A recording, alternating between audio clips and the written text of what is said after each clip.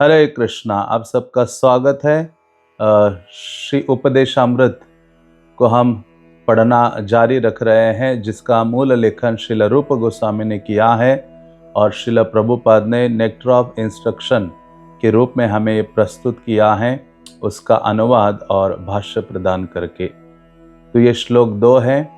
अत्याहार प्रयासश्च प्रजल्पो नियमाग्रह जनसंगच्छ लौल्यम च षड्भिर्भक्ति विनश्यति। अनुवाद: जब कोई निम्नलिखित 6 क्रियाओं में अत्यधिक लिप्त हो जाता है तो उसकी भक्ति विनष्ट हो जाती है। 1. आवश्यकता से अधिक खाना या आवश्यकता से अधिक धन संग्रह करना। 2. उन सांसारिक वस्तुओं के लिए अत्यधिक उद्यम करना जिनको प्राप्त करना अत्यंत कठिन है। 3. सांसारिक विषयों के बारे में अनावश्यक बातें करना। 4. शास्त्रीय विधि विधानों का आध्यात्मिक उन्नति के लिए नहीं अपितु केवल नाम के लिए अभ्यास करना या शास्त्रों के विधि विधानों को त्याग कर स्वतंत्रता पूर्वक या मनमाना कार्य करना। 5. ऐसे सांसारिक प्रवृत्ति वाले व्यक्तियों की संगति करना जो कृष्ण भावनामृत में रुचि नहीं रखते, तथा 6. सांसारिक उपलब्धियों के लिए लालायित रहना। तात्पर्य: मनुष्य जीवन सादा जीवन तथा उच्च विचार के लिए है। क्योंकि सारे बद्ध जीव श्री भगवान की तीसरी शक्ति के वश में है, अतएव ये भौतिक संसार इस तरह बनाया गया है कि जीव को कार्य करने के लिए बाध्य होना पड़े। श्री भगवान की 3 मूल शक्तियां हैं। पहली शक्ति अंतरंगा शक्ति कहलाती है, दूसरी तटस्थ शक्ति है और तीसरी बहिरंगा शक्ति है। सारे जीव तटस्थ शक्ति के अंतर्गत है और वे अंतरंगा तथा बहिरंगा शक्तियों के मध्य स्थित होते हैं। पूर्ण पुरुषोत्तम परमेश्वर के नित्य दास के रूप में अधीन होने के कारण जीवात्माओं अर्थात सूक्ष्म जीवों को या तो अंतरंगा शक्ति के वश में या बहिरंगा शक्ति के वश में रहना होता है। जब वे अंतरंगा शक्ति के वश में होते हैं तब वे अपनी प्राकृतिक वैधानिक सक्रियता प्रदर्शित करते हैं, अर्थात श्री भगवान की भक्तिमय सेवा में निरंतर व्यस्तता प्रदर्शित करते हैं। इसे श्रीमद् भगवद गीता में बताया गया है। महात्मानस्तु मां पार्थ दैवीं प्रकृतिमाश्रितः भजन्ते अनन्य मनसो ज्ञात्वा भूतादिम अव्ययम्। हे प्रथापुत्र, जो मोहग्रस्त नहीं है, ऐसे महात्मा दैवी प्रकृति के संरक्षण में होते हैं। वे पूर्णतया भक्तिमय सेवा में संलग्न रहते हैं, क्योंकि वे मुझे पूर्ण पुरुषोत्तम भगवान के रूप में आदि तथा अव्यय मानते हैं। महात्मा शब्द उनको सूचित करता है जो विशाल हृदय वाले हैं, न कि संकुचित हृदय वालों को। सदैव अपनी इंद्रियों की तृप्ति में लगे रहने वाले संकुचित हृदय वाले व्यक्ति कभी कभी अपने कार्यों का विस्तार इसलिए कर लेते हैं कि वे राष्ट्रवाद, मानवतावाद या परोपकारवाद जैसे किसी वाद के माध्यम से अन्यों की भलाई कर सके। वे अन्यों की इंद्रिय तृप्ति के लिए अपनी खुद की इंद्रिय तृप्ति का परित्याग कर सकते हैं, जैसा कि अपने परिवार, जाति या समाज के सदस्यों के लिए, और वो भी राष्ट्रीय या तो अंतर्राष्ट्रीय स्तर पर। वास्तव में ये सब विस्तीर्ण इंद्रिय तृप्ति है, जो व्यक्तिगत से जातिगत और जातिगत से समाज जगत हो सकती है। ये सब भौतिक दृष्टि से भले ही बहुत अच्छा लगे, लेकिन ऐसे कार्यों का कोई आध्यात्मिक महत्व नहीं होता। ऐसे कार्यों का आधार इंद्रिय तृप्ति है, चाहे वो व्यक्तिगत हो या विस्तीर्ण। जब मनुष्य परम भगवान की इंद्रियों को संतुष्ट करता है, केवल तभी उसे महात्मा अर्थात विशाल हृदय वाला व्यक्ति कहा जा सकता है। श्रीमद् भगवद गीता से उद्धृत उपर्युक्त श्लोक में दैवीं प्रकृतिम शब्द पूर्ण पुरुषोत्तम भगवान की अंतरंगा शक्ति या आह्लादनी शक्ति के नियंत्रण को बताते हैं। यह आह्लादनी शक्ति श्रीमती राधा रानी के रूप में या उनके अंश लक्ष्मी के रूप में प्रकट होती है। जब व्यक्तिगत जीवात्मा अंतरंगा शक्ति के नियंत्रण में होते हैं तो उनका एकमात्र कार्य भगवान श्री कृष्ण या भगवान श्री विष्णु की तुष्टि होता है।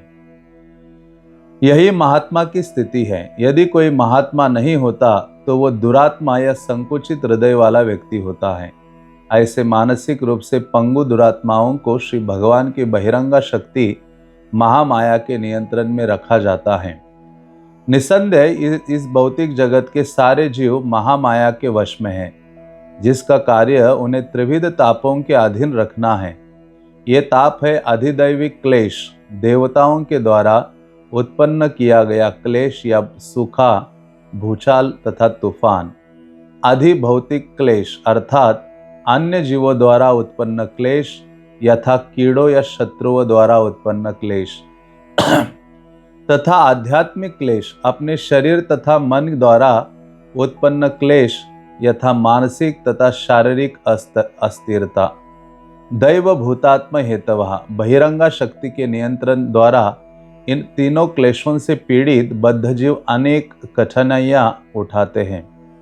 बद्ध जीवों के समक्ष मुख्य समस्या है बारंबार जन्म, बुढ़ापा, रोग तथा मृत्यु का होना। भौतिक जगत में मनुष्य को शरीर तथा आत्मा के पालन हेतु कार्य करना होता है, लेकिन वह ऐसे कार्य को किस तरह करे जिससे वह कृष्ण भावनामृत संपन्न करने के लिए अनुकूल रहे। हर व्यक्ति को अन्न, वस्त्र, धन तथा शरीर के पालन हेतु अन्य जरूरी वस्तुओं की आवश्यकता होती है, लेकिन उसे अपनी वास्तविक मूल आवश्यकता से अधिक संग्रह नहीं करना चाहिए। यदि इस प्राकृतिक नियम का पालन किया जाए तो शरीर के पालन में कोई कठिनाई नहीं होगी। प्रकृति की व्यवस्था के अनुसार विकास की सीढ़ी में निम्न स्थान पर स्थित जीव न तो आवश्यकता से अधिक खाते हैं न संग्रह करते हैं। फलतः पशु जगत में सामान्यतया न कोई आर्थिक समस्या उठती है न आवश्यक वस्तुओं का अभाव रहता है। यदि किसी सार्वजनिक स्थान पर एक बोरा चावल रख दिया जाए तो चिड़िया आकर कुछ दाने चुगेगी और चली जाएंगी, लेकिन मनुष्य तो पूरा बोरा उठा ले जाएगा। उसके पेट में जितना आएगा उतना वो खाएगा और जो बचेगा उसे भंडार में रख देगा। शास्त्रों के अनुसार इस प्रकार से अधिक का संग्रह अत्याहार वर्जित है। इस समय सारा विश्व इसी के कारण कष्ट उठा रहा है। आवश्यकता से अधिक संग्रह करने और खाने के प्रयास अर्थात अनावश्यक उद्यम का जन्म होता है। ईश्वर की व्यवस्था के अनुसार विश्व के किसी भी भाग का कोई भी व्यक्ति शांतिपूर्वक रह सकता है यदि उसके पास कुछ भूमि और एक दुधारू गाय हो। उसे जीविका कमाने के लिए एक स्थान से दूसरे स्थान पर जाने की कोई आवश्यकता नहीं रह जाती, क्योंकि वो वहीं पर अन्न पैदा कर सकता है और गाय से दूध पा सकता है। इससे सारी आर्थिक समस्याएं हल हो सकती हैं। सौभाग्यवश मनुष्य को कृष्ण भावनामृत के अनुशीलन अथवा ईश्वर को समझने तथा उनके साथ अपने संबंध तथा जीवन के चरम उद्देश्य ईश्वर प्रेम को समझने के लिए उच्चतर बुद्धि प्रदान की गई है। दुर्भाग्यवश तथाकथित सभ्य मनुष्य ईश्वर की अनुभूति की परवाह न करते हुए अपनी आवश्यकता से अधिक प्राप्त करने तथा केवल जीव को तुष्ट करने के लिए भोजन प्राप्ति के लिए बुद्धि का प्रयोग करता है। ईश्वर की व्यवस्था के अनुसार सारे संसार में मनुष्यों के लिए दूध तथा अन्न के उत्पादन हेतु पर्याप्त गुंजाइश है, लेकिन तथाकथित बुद्धिमान मनुष्य अपनी उच्चतर बुद्धि को भगवत भावना के अनुशीलन में न प्रयुक्त करके अपनी बुद्धि का दुरुपयोग अनेक अनावश्यक तथा अनिश्चित वस्तुओं के उत्पादन में करता है। इस प्रकार फैक्ट्रियां, कसाई घर, वेश्यालय तथा मदिरालय खोले जाते हैं। यदि लोगों को अधिक सामान एकत्र न करने, अधिक न खाने या कृत्रिम सुविधाएं प्राप्त करने के लिए अनावश्यक प्रयास न करने के लिए परामर्श दिया जाता है, तो वे सोचते हैं कि उन्हें आदिम जीवन शैली की ओर लौटाया जा रहा है। सामान्यतया लोग सादा जीवन और उच्च विचार को स्वीकार नहीं करते, यही उनका दुर्भाग्य है। मनुष्य जीवन ईश साक्षात्कार के लिए मिला है और मनुष्य को उच्चतर बुद्धि इसी प्रयोजन के लिए प्रदान की गई है। अतः जो लोग ये विश्वास करते हैं कि ये उच्चतर बुद्धि उच्चतर अवस्था प्राप्त करने के लिए है, उन्हें वैदिक ग्रंथों के आदेशों का पालन करना चाहिए। उच्चतर अधिकारियों से ऐसे आदेश ग्रहण करके मनुष्य पूर्ण ज्ञान प्राप्त कर सकता है और जीवन को सार्थक बना सकता है। श्रीमद् भागवत में श्रील सूत गोस्वामी उचित मानव धर्म का वर्णन इस प्रकार करते हैं। धर्मस्य ही अपवर्गस्य नार्थो अर्थायोपकल्पते नार्थस्य धर्मकांतस्य कामो लाभाय ही स्मृतः। सारे धर्म निश्चित रूप से चरम मुक्ति के लिए हैं। उनका उपयोग कभी भी भौतिक लाभ के लिए नहीं करना चाहिए। साथ ही जो परम धर्म के पालन में लगा हुआ है उसे भौतिक लाभ का उपयोग इंद्रिय तृप्ति के लिए कभी नहीं करना चाहिए। मानव सभ्यता का प्रथम चरण है शास्त्रों के अनुसार धर्म का आचरण। मनुष्य की उच्चतर बुद्धि को मूलभूत धर्म समझाने के लिए प्रशिक्षित करनी चाहिए। मानव समाज में अनेक धार्मिक धारणाएं हैं जो हिंदू, ईसाई, हिब्रू, मुसलमान, बौद्ध इत्यादि नामों से वर्गीकृत होती हैं, क्योंकि धर्म के बिना मानव समाज पशु समाज से बेहतर नहीं है। जैसा कि ऊपर कहा गया है, धर्मस्य ही अपवर्गस्य नार्थो अर्थायोपकल्पते। धर्म तो उत्थान के लिए है, रोटी पाने के लिए नहीं है। कभी कभी मानव समाज तथाकथित धर्म की पद्धति का निर्माण कर लेता है जिसका उद्देश्य भौतिक उत्थान होता है, लेकिन ये वास्तविक धर्म के उद्देश्य से बहुत दूर है। धर्म ईश्वर के नियमों का बोध कराता है, क्योंकि नियमों को सही ढंग से संपन्न करने पर मनुष्य भव बंधन से छूटने की दिशा में अग्रसर होता है। यही धर्म का वास्तविक प्रयोजन है। दुर्भाग्यवश लोग अत्याहार के वशीभूत होकर धर्म को भौतिक संपन्नता के लिए स्वीकार करते हैं, लेकिन वास्तविक धर्म लोगों को कृष्ण भावनामृत का अनुशीलन कराते हुए जीवन की कम से कम आवश्यकताओं से तुष्ट होना सिखाता है। भले ही हमें आर्थिक विकास की आवश्यकता हो, वास्तविक धर्म तो भौतिक अस्तित्व बनाए रखने के लिए कम से कम आवश्यकताओं को प्रदान करने मात्र की अनुमति देता है। जीवस्य तत्व जिज्ञासा। जीवन का वास्तविक उद्देश्य परम सत्य के विषय में जिज्ञासा करना है। यदि हमारा प्रयास परम सत्य के विषय में जिज्ञासा करना नहीं होगा तो हम अपनी कृत्रिम आवश्यकताओं की पूर्ति के प्रयास में वृद्धि ही करेंगे। आध्यात्मिक साधक को संसारी प्रयास से बचना चाहिए। दूसरा अवरोध प्रजल्प या व्यर्थ बोलना है। जब हम अपने कुछ मित्रों से मिलते हैं तो हम टर करने वाले मेंढकों की तरह तुरंत व्यर्थ की बातें करना शुरू कर देते हैं। यदि हमें बातें करनी ही हैं तो हमें कृष्ण भावनामृत आंदोलन के विषय में बातें करनी चाहिए। जो लोग कृष्ण भावनामृत आंदोलन से बाहर हैं वे ढेरों समाचार पत्र, पत्रिकाएं तथा उपन्यास पढ़ने, पहेली सुलझाने तथा अन्य अनेक व्यर्थ के कार्य करने में रुचि दिखाते हैं। इस प्रकार लोग अपना अमूल्य समय तथा शक्ति व्यर्थ ही गंवाते हैं। पाश्चात्य देशों में वृद्ध लोग सक्रिय जीवन से अवकाश प्राप्त करने पर ताश खेलते हैं, मछली पकड़ते हैं, टेलीविजन देखते हैं और व्यर्थ की सामाजिक राजनैतिक योजनाओं पर बहस करते रहते हैं। प्रजल्प के अंतर्गत ये सभी तथा अन्य तुच्छ कार्यकलाप सम्मिलित है। जिसकी रुचि कृष्ण भावनामृत है, ऐसे बुद्धिमान व्यक्ति को ऐसे कार्यों में कभी कोई भाग नहीं लेना चाहिए।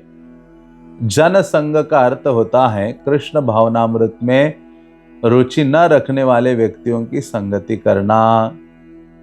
मनुष्य को चाहिए कि ऐसी संगति से सर्वथा दूर रहे। अतएव श्रील नरोत्तम दास ठाकुर ने हमें केवल कृष्ण भावना भावित भक्तों की संगति में भक्त सनेवास रहने का परामर्श दिया है। मनुष्य को चाहिए कि वो भगवत भक्तों की संगति में रहकर सदैव भगवान श्री कृष्ण की सेवा में संलग्न रहे। समान व्यापार में संलग्न व्यक्तियों की संगति व्यापार में उन्नति के लिए लाभप्रद होती है। फलस्वरूप भौतिकतावादी लोग अपने प्रयासों को बढ़ाने के लिए तरह तरह के संगठन तथा क्लब बनाते हैं। उदाहरणार्थ व्यापार जगत में स्टॉक एक्सचेंज और चैम्बर ऑफ कॉमर्स जैसी संस्थाएं पाई जाती हैं।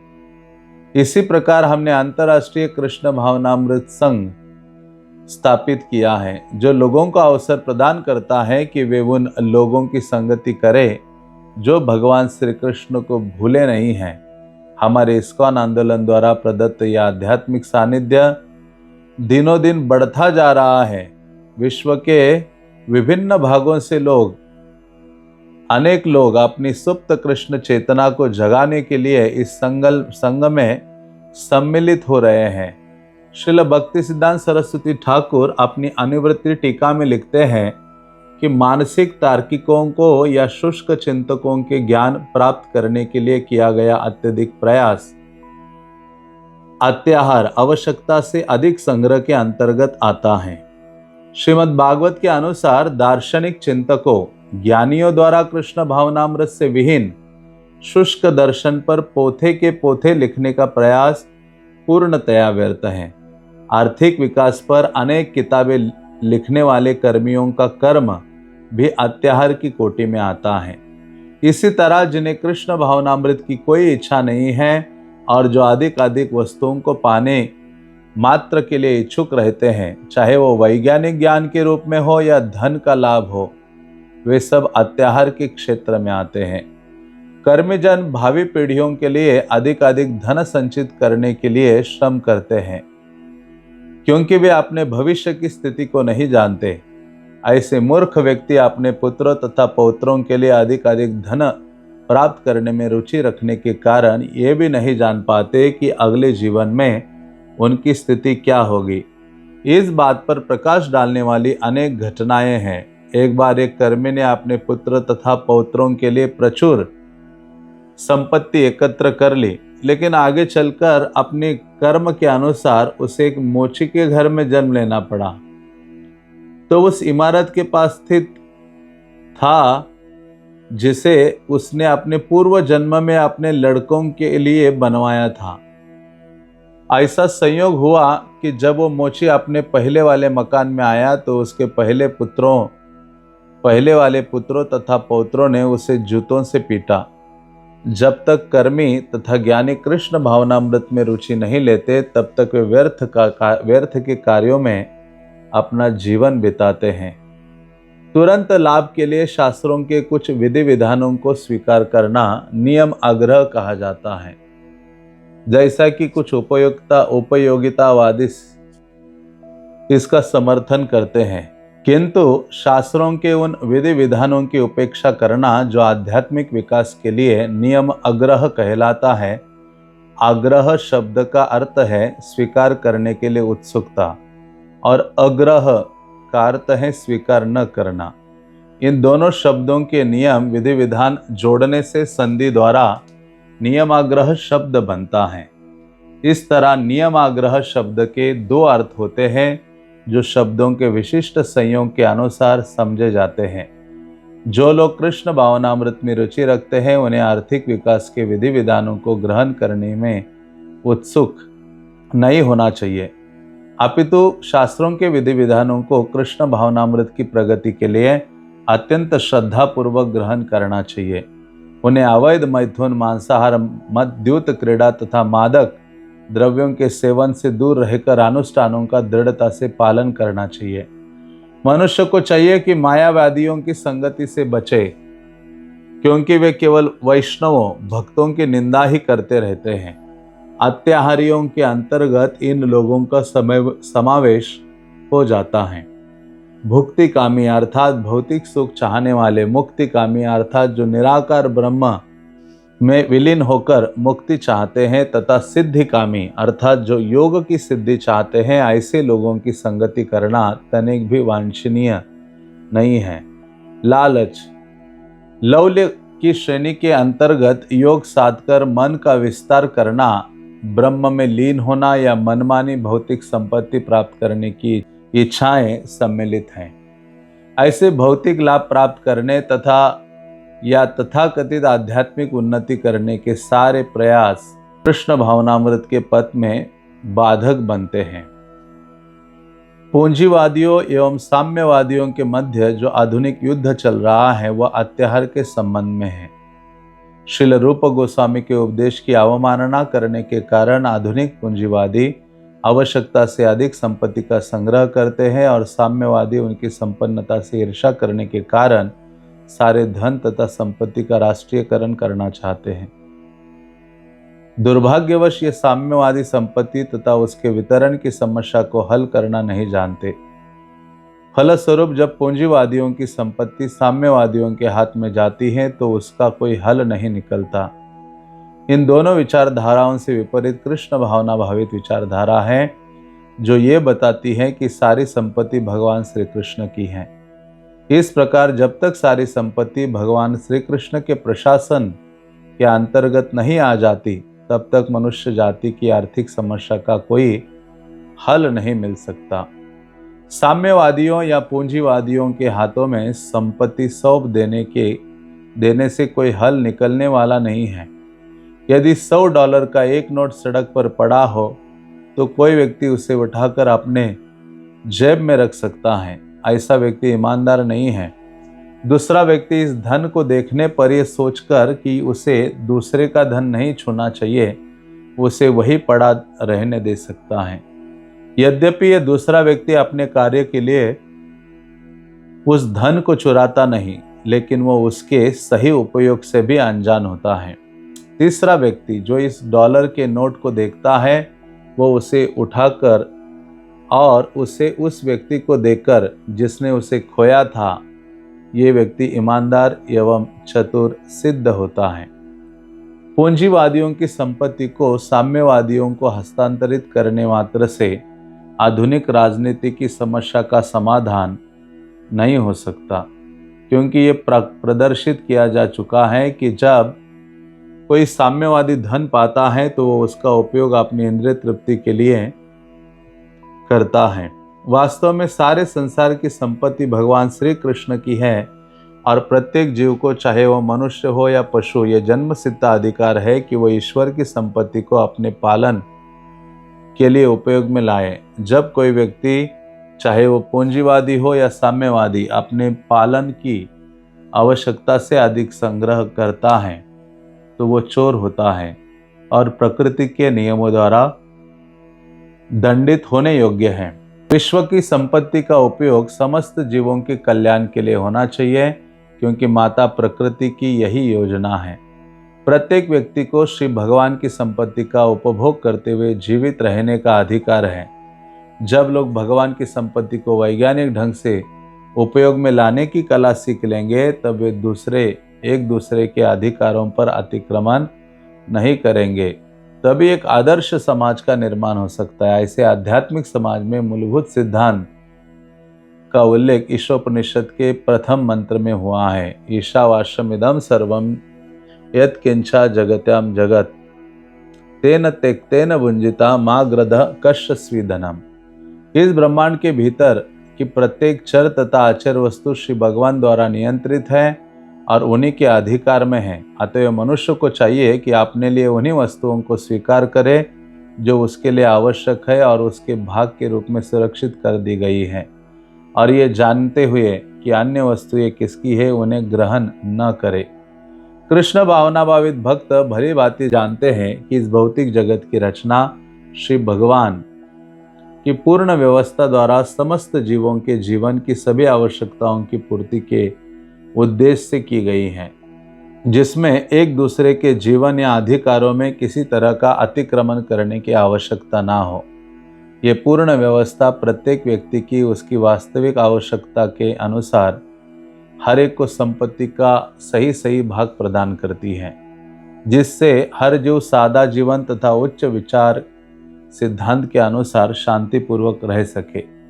दुर्भाग्यवश भौतिकतावादी लोग, जिनकी ना तो ईश्वर की योजना में श्रद्धा है, ना ही उच्चतर आध्यात्मिक विकास की महत्वाकांक्षा है, अपनी ईश्वर प्रदत्त बुद्धि का दुरुपयोग केवल अपनी भौतिक संपदा को बढ़ाने में करते हैं। वे अपनी भौतिक स्थिति को सुधारने के लिए अनेक पद्धतियों का आविष्कार करते हैं, यथा पूंजीवादी तथा भौतिकतावादी साम्यवाद। उन्हें ईश्वर के नियमों या उच्चतर उद्देश्यों में कोई रुचि नहीं होती। वे सदैव इंद्रिय तृप्ति के लिए, अपनी असीम इच्छाओं की पूर्ति के लिए अपने साथियों का शोषण करने की क्षमता के कारण विलग दिखते हैं। यदि मानव समाजशील रूप गोस्वामी द्वारा गिनाए गए मूलभूत तत्व आद्याहार इत्यादि को छोड़ दे तो मनुष्य तथा पशुओं, पूंजीपतियों, साम्यवादियों आदि के बीच का सारा वैमनस्य दूर हो जाएगा। यही नहीं, आर्थिक या राजनीतिक विषमता तथा अस्थिरता की सारी समस्याएं हल हो जाएंगी। यह शुद्ध चेतना समुचित आध्यात्मिक शिक्षा तथा अभ्यास द्वारा जागृत की जाती है, जो वैज्ञानिक रीति से कृष्ण भावनामृत आंदोलन द्वारा प्रदान की जाती है। यह कृष्ण भावनामृत आंदोलन एक आध्यात्मिक समुदाय का संगठन प्रदान करता है, जो विश्व में शांतिपूर्ण स्थिति ला सकता है। प्रत्येक बुद्धिमान व्यक्ति को अपनी चेतना को शुद्ध करना चाहिए और कृष्ण भावनामृत आंदोलन की हृदय पूर्वक शरण ग्रहण करके भक्ति मार्ग में अवरोधों से अपने को मुक्त कर लेना चाहिए। हरे कृष्णा कृष्ण कृष्णा हरे हरे, हरे राम राम राम हरे हरे। तो अभी हम उपदेशामृत का दूसरा जो श्लोक है उसका अनुवाद तात्पर्य आदि पढ़ा। तो आगे हम बढ़ते हैं श्लोक संख्या 3 की ओर। हरे कृष्णा।